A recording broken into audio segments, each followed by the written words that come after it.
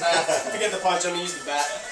Yeah, right. And welcome back to the Sports Podcast. We are back, and we are very healthy and happy, gentlemen. It is Friday, the weekend is coming upon us, and there's some fights going on, and that's kind of the theme we're hitting up with today. We're doing a little versus section over here, a little, what are we going to go, 4 rounds, I guess? A little fisticuffs. A little fisticuffs. We're going to go 4 rounds. We're going to take the gloves off. We're going to put them on. You know, we're going to go boxing. We're going to go MMA. We're going to go baseball fights. We're going to go football fights. We're going fighting style today, all right? That's what we're doing. So let's start it off with a verbal fight, actually. Bobby Valentine and Terry Francona. Not the most exciting thing in the world, baseball, right now, because we haven't even in spring training yet, but Bobby V's trying to make it as amped up as he possibly can. So, yeah, and speaking of fights, I mean, Bobby V had something to say about the old A-Rod Varitek scuffle, which he claims that Varitek won. If I recall, A-Rod had Varitek in a headlock. Yeah, he did. A-Rod definitely had Varitek in a headlock. As much as I don't like to admit it, A-Rod won that fight, if that was a fight at all. It was kind of like a little smack by Varitek to begin with, and then A-Rod did a little headlock, so alright. Very rarely are we treated to an actual full-fledged fight in baseball. That really wasn't much of a fight. And then he also had some choice comments about Derek Jeter's he did, right? That's wonderful all-time play. Yeah, he had said that. Yeah, he had said that he didn't practice the play. He actually made the accusation that there's no way the Yankees practiced that play, but a guy on his own staff, on the Boston Red Sox staff, said, you know what? The Yankees practiced that play, and Jeter was where he was supposed to be. So, look, he was right. And speaking of the Red Sox, that's who he's managing now. Terry Francona used to manage them. They've switched roles in life. Terry Francona was, doing the analyst part, now, and Bobby was doing it last year, and now, again, he's taking over the Red Sox. And look, when somebody takes your job one way or another, there's definitely some bad blood there, and they've been spitting it at each other a little bit. Francona said that it was all a PR move when Bobby Valentine went ahead and banned alcohol in the locker room, kind of like as a shot at Terry Francona saying, look, you went ahead and let them drink. We're not going to drink in my clubhouse, and we're going to the World Series. So it was a shot at Francona, no doubt. Yeah, I mean, absolutely. And, it's unfortunate because I feel like Tito, as the Red Sox would call him, Tito. As much as I hate to say it as a Yankee fan, I have all the respect in the world for him. I think he's one of the best managers that there's been in recent times. And he took the fall for basically a bunch of we'll say sophomoric behavior by his team. That's what happened. And he took the fall for it. And what did they win? 2 World Series with him? They won 2 World Series. So how does that qualify as being a horrible situation? I mean, it just has. It's a little unsettling. It's a little unsettling. Listen, I agree with you. I like Terry Francona. Apparently, from what they say, he lost the team. Manny Ramirez obviously with a headache. He was out of there. Ortiz couldn't keep everybody together. It was just one of those things where the clubhouse apparently fell apart. And as far as I'm concerned, baseball's on the verge of falling apart right now because they keep adding teams to the playoffs. Right. Eventually, it's going to be like the NBA where half of the teams get in. I'm a baseball purist for the most part. I don't like the fact that they're looking to add one more team in for one more game, basically, 163rd playoff game, all right, for the rights to go ahead and get to the playoffs more. What I want to say before I kick it to you real quick is that it's a 162-game season. So not only are you devaluing the regular season, okay, by letting another playoff team in that could possibly, kick a division winner out, but what you're also doing is taking away from the fact these guys are working so hard for 162 games to finish with an over 100-game win record. And you're going to have a team who's going to win 80 to 82 games who may just get hot at the end and take it away. I don't like it. What do you think? Well, the last part is if that ends up happening and they make it in as the current wild card constitutes, I don't have a problem with it. What I have a problem is the reason they're doing this is they're trying to increase the value of, the Yankees have come out and said that they let the Rays win the division the other year because of the matchups. That's right. They're trying to make the value of winning the division greater. But how are you making the situation better in terms of the quality of play if you're going to have a one-game playoff? What do you accomplish with a one-game playoff? How do you have a one-game playoff if you play 162 regular season games? I mean, you're bringing all that down to one silly, stupid little game where anything can happen, where you're relying basically on your pitcher, for the most part. And how many times has in the current wild card, as the playoffs are currently constituted, the wild card team has won the World Series 3, 4, 5, 6 times. Cardinals just won last year. I just see no. That's right. They were the wild card. I see no reason for change. It just doesn't make sense. And they keep doing it. If you go back to just 1993, there were 26 teams in the league. You had 4 teams make the playoffs in total. 2 in each league. Right. In the American League and in the National League, and that was it. And that's the purity of the game. And That's when it was great, in my opinion. Then you add the Marlins and the Rockies. Okay, you add another 2 teams to each league with the wild card. All right, now, it's starting to get a little crazy. Now, in my opinion, it's gone way out of hand. Yeah. I don't like it. Stop all of it. You're really diluting the regular season to me, which is something pure. And just one other thing, and we'll get into this as we discuss college sports at some point, but it just comes down to greed. It comes down to money. No doubt about it. I mean, same thing with not having a playoff system. Yeah, it's all about, listen, money is what drives all these. They're run by business owners. That's what they see as dollar signs in front of them, so I get it. Yeah. And Commissioner Seelig has to appeal to them because he works for the owners, like any commissioner does. Right. They work for the owners. MMA is working for you. It doesn't work for me. I'm not really into it, all right? I like boxing more. We're going to get into boxing a little bit later, but round 2 is MMA style. I want to kick it to you because I know that you do watch, and we got a couple of girl fights going on this weekend, which I'm definitely interested in. We do. But let me hear your take on what's going on currently right now. All right, well, we're just coming off of UFC 144. 144? What is that what you just said? 144? We're coming off of UFC 144. All right, that 144. So, like, I mean, if you're talking about WrestleMania, they're up to like, what, 34 maybe, or something like that? Right. And UFC's been around for maybe like, what, 3, 4, 5 years? I don't know. Well, they're really outdoing it. It's been mainstream 3 or 4 or 5 years, but it's been around, I don't know, close to about 15 years or so. All right. So they basically have a fight every month. Yeah, something like that. But check this out. They also have these other things like fight nights. There's actually a fight night tonight, and that doesn't count as a UFC number. It's just a fight night like. So what is it? MMA it's 16? Like it's like fight night 16 or something. Exactly. 16. I don't even know what the number is, but in any case, right. So UFC 144, the main event is the lightweight champion Frankie Edgar, local guy from New Jersey, against Ben Henderson, who, if you've watched some of Henderson's other fights. He got knocked out with what's known as the Showtime kick, which is one of my favorite.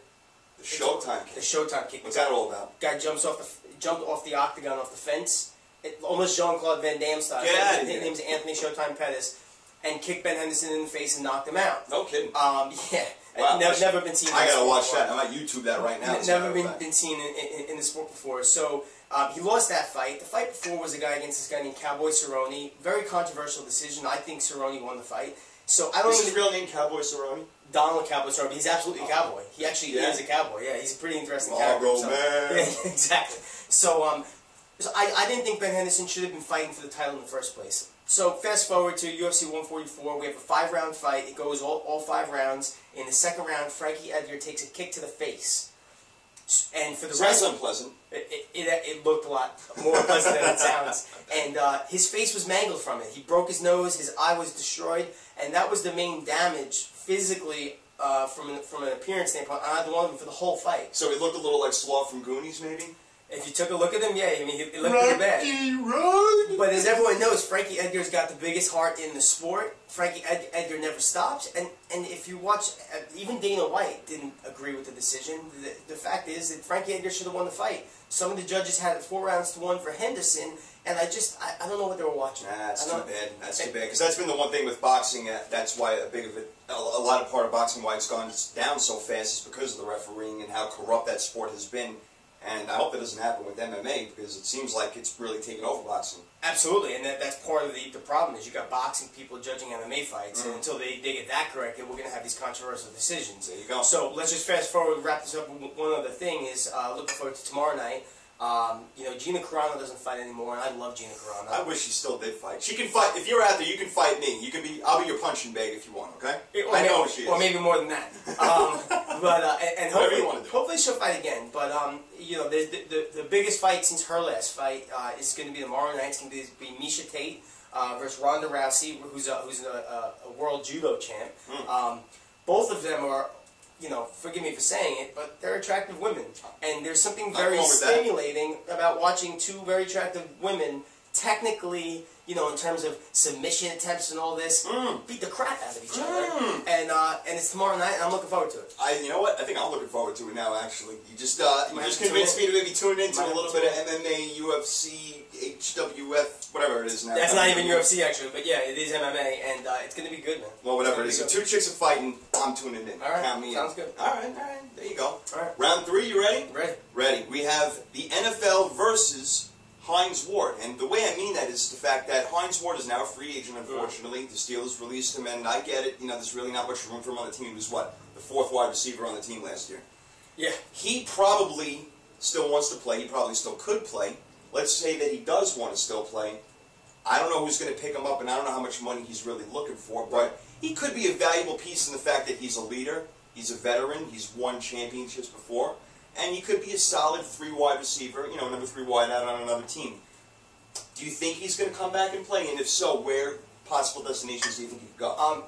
If I'm being, you know, we were talking about purity in baseball. I'm a purist in sports, and nothing bothers me more when you see something like this happen, or you see something like what happened to this guy happen. Going another green jersey. The guy plays for one team his whole career, and at the very end he throws to another team, and it puts some sort of damper on their career in some weird sort of sense. And I'd like to see Hines Ward return to Pittsburgh, or really not at all.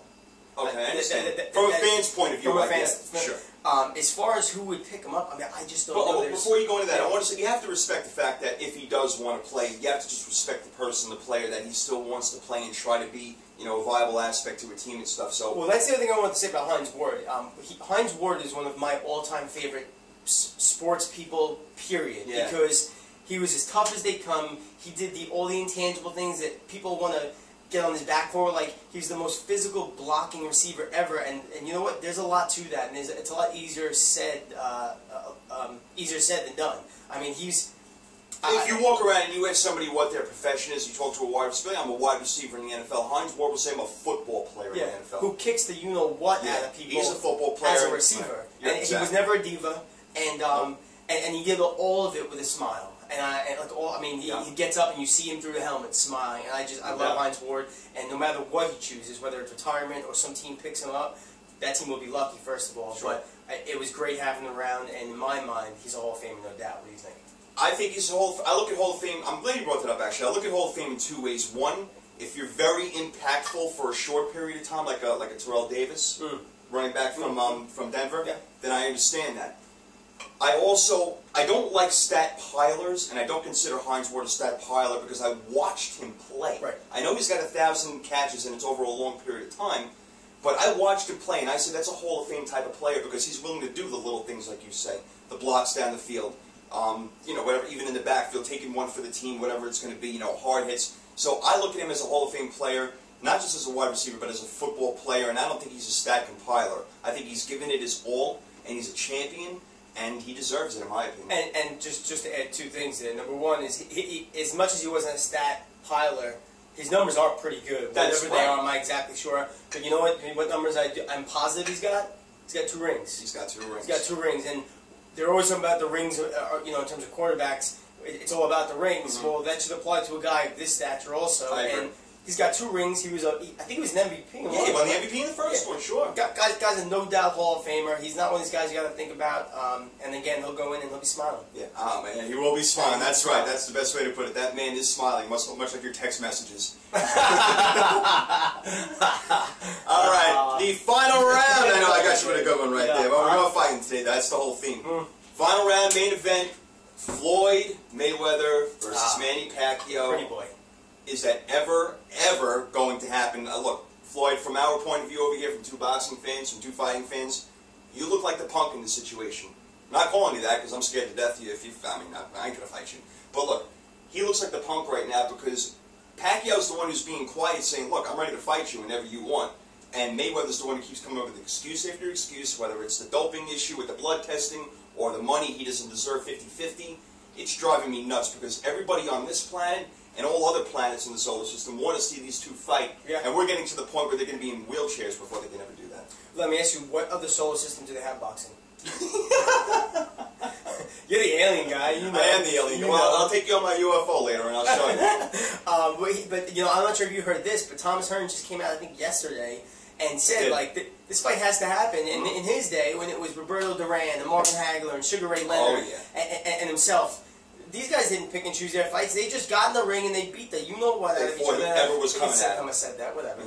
But, you know, and that's when people love boxing, and it was so, and that was also in the heyday of Mike Tyson, which obviously that was the glory days of boxing for us. You know, we weren't around in like the 60s, 70s, and everything like that. And the fact that everyone wants to see this fight and has wanted it for 2 years, and Manny Pacquiao is more than willing to get in the ring with him. And again, you know, at some point, this situation turns into the law of diminishing returns, where we're not going to want to watch it because they're going to be too old and it's not going to be the same quality fight. Without a doubt. It just needs to happen already. And, you know, he's tweeting Miss Pac-Man. He's being a racist towards Jeremy Lin. Yeah, I don't like that. I mean, enough of the nonsense. Stop talking. Stop flashing your cash. Just get in the ring and do what you're supposed to. You're a boxer. Exactly right. You're a fighter. You're a boxer. You're supposed to get in the ring. You're not supposed to be tweeting. You know, in my opinion, just keep your mouth shut and put your money where your fists are. Exactly. There's nothing tough about someone who's just talking and not doing what he's supposed to be doing. There's no doubt about it. Look, again, he looks like the Punk, but more even, what's worse is he looks scared.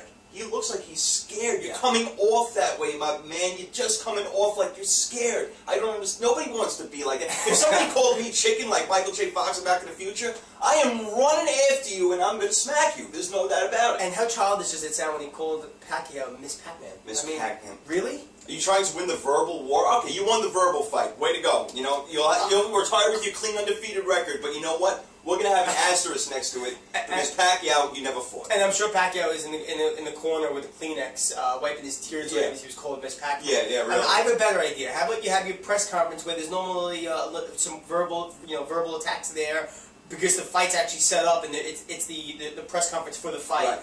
Talk all you want there, but you know what? Until I don't want to hear about you. I don't want to see your tweets. No one cares. Yeah, and it's not like he can't fight because he's fighting in a few months. Yeah, he's fighting Cotto. Yeah, which I mean, look, I actually like Miguel Cotto as a fighter. I have all respect for him. Cotto's not going to win that fight. No, and no chance. And Mayweather knows that. And Pacquiao's fighting Tim Bradley. And you know who's not going to win that fight? Tim Bradley. Exactly. So right. we're just wasting time. Totally. Let's just get this done. Let's get it on. Right. It's almost kind of like, you know, we waited for like Tyson and Lennox Lewis to fight for a long time, or even Tyson and Evander Holyfield. Yeah. And it did. While it was very exciting, it lost its luster by that time. I don't want to get to that point. I want it to still be exciting, and I don't want them to get on the other side of 40 by the time they're fighting. Tyson Holyfield was a little bit appetizing, though. Very good, my friend. It was a little bit appetizing. Well done, well done. That was good. Yeah. That was good. You know what else is well done? My hamburgers that I'm going to go eat. We're going to get out of here right now. Yeah, I'm hungry, bro. It's dinner time. The sun is going down. We want to give a special shout out, as always, to SportsReport360.com. They do awesome work over there. They cover all the sports. They're great. We love them. You can catch me at SportsProfit1 on Twitter. This is the golden one. You can always check out the website, rootforsports.com. I'm getting tired, man. I'm getting hungry. I'm getting ready to get out of here. Anything you want to say before we leave? I'm just happy we did this. I'm very happy we did this. Yeah, I think it worked. I think it worked. It was a good idea to be here today. I hope they think it works. Do you guys think it worked? I guess we'll find out. We will find out. Click them views, baby. We appreciate everybody's been watching, visiting the website. I see the numbers, and it's much appreciated. We're out of here.